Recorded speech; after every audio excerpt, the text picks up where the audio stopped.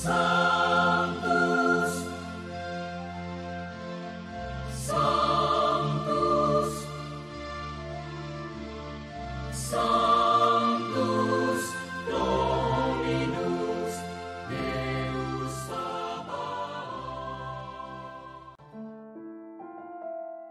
Bapak, Ibu, dan saudara-saudariku yang terkasih dalam Tuhan kita Yesus Kristus, salam sejahtera untuk kita semua.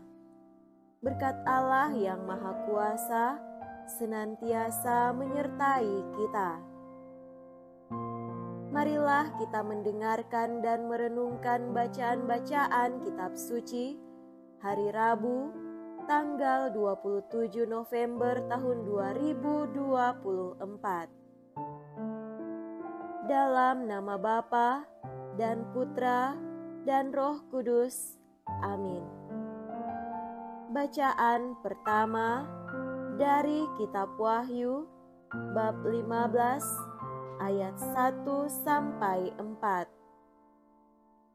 Aku, Yohanes, melihat suatu tanda di langit besar dan ajaib. 7 malaikat dengan 7 malapetaka terakhir.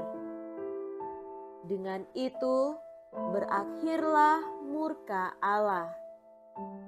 Dan aku melihat sesuatu bagaikan lautan kaca bercampur api, dan di tepi lautan kaca itu berdirilah orang-orang yang telah mengalahkan binatang itu dan patungnya dan bilangan namanya. Mereka memegang kecapi Allah, dan mereka menyanyikan nyanyian Musa, hamba Allah, dan nyanyian anak domba. Bunyinya, besar dan ajaiblah segala karyamu, ya Tuhan, Allah yang Maha Kuasa. Adil dan benar segala tindakanmu, ya Raja segala bangsa. Siapakah yang tidak takut, ya Tuhan, dan yang tidak memuliakan namamu? Sebab hanya Engkaulah yang kudus. Semua bangsa akan datang dan sujud menyembah Engkau, sebab telah nyatalah kebenaran segala penghakiman. Demikianlah sabda Tuhan. Syukur kepada Allah.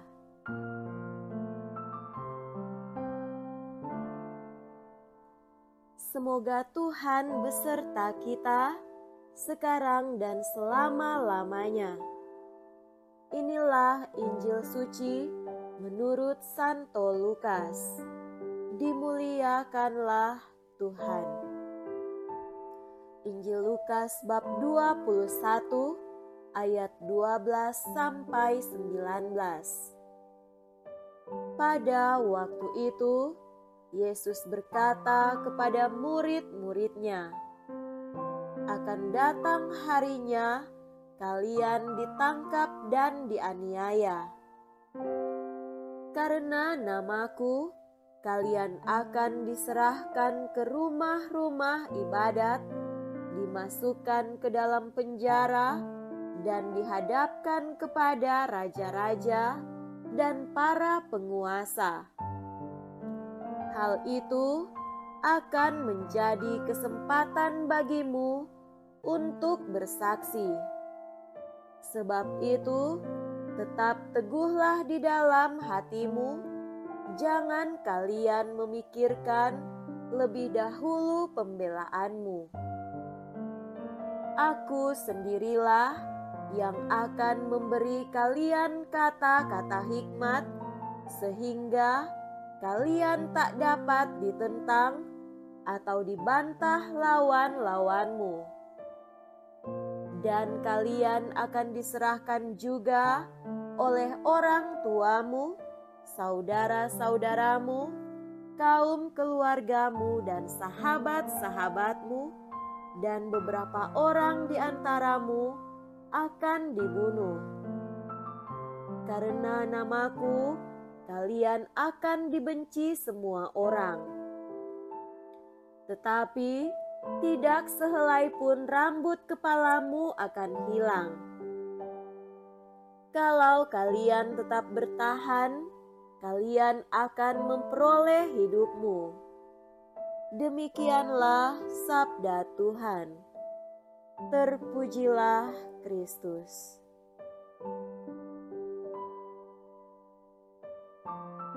Saudara-saudariku yang terkasih dalam Tuhan kita Yesus Kristus, tema renungan kita pada hari ini adalah pengalaman adalah guru terbaik. Ada pemahaman pepatah yang baik. Pengalaman adalah guru yang paling baik. Pernyataan ini tak bisa disangkal. Namun, bagaimanakah hal itu terjadi? Pengalaman akan menjadi bahan pelajaran ketika direfleksikan.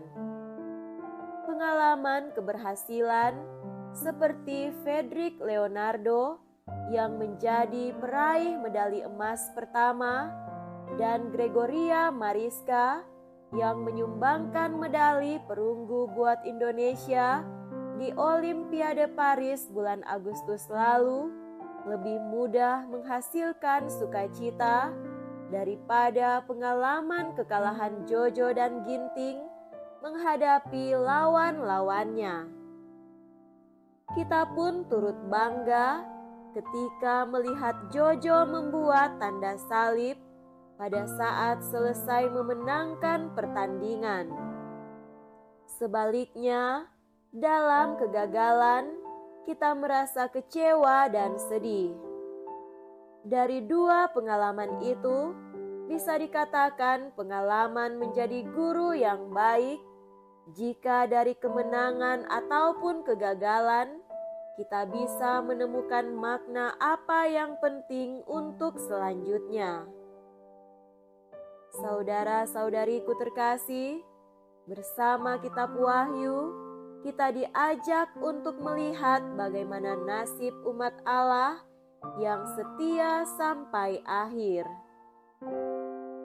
Mereka akan menyerukan nyanyian anak domba. Besar dan ajaib segala pekerjaan-Mu, ya Tuhan Allah yang Maha Kuasa. Semua bangsa akan datang dan sujud menyembah Engkau, sebab telah nyata kebenaran segala penghakiman-Mu. Dalam Injil Lukas, kita membaca bagaimana Yesus meneguhkan para murid agar bertekun dan setia, serta tidak merasa takut atas hal-hal yang akan mereka alami sebagai murid Yesus sebelum sampai hari akhir itu terjadi. Bahkan kepada mereka yang setia, Yesus menjamin akan selalu menyertai dan membiarkan Roh Kudus membela dan akan menyatakan apa saja yang harus mereka katakan untuk bersaksi atau membela diri. Intinya, ketika kita setia menjalani hidup sebagai murid Yesus, mungkin kita akan menghadapi tantangan-tantangan yang menuntut kita untuk bertanggung jawab atas pilihan kita.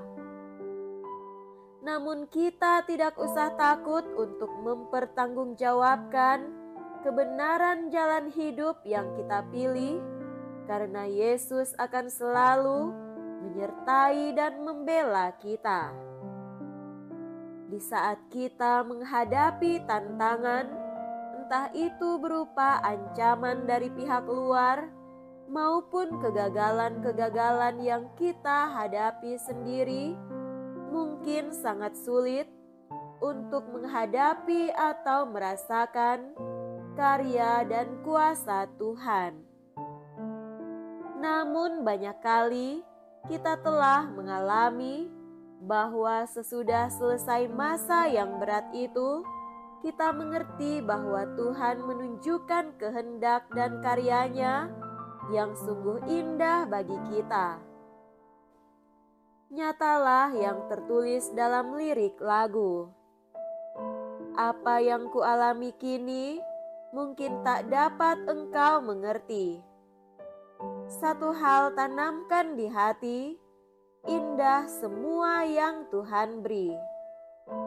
Yang kita butuhkan adalah setia menjalani proses dan rendah hati untuk mengevaluasi diri dan merefleksikan pengalaman-pengalaman kita.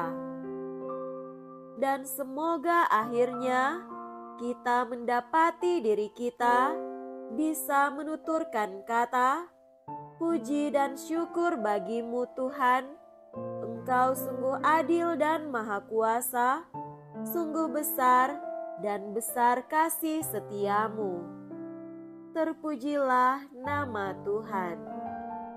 Semoga demikian. Amin. Dalam nama Bapa dan Putra dan Roh Kudus. Amin.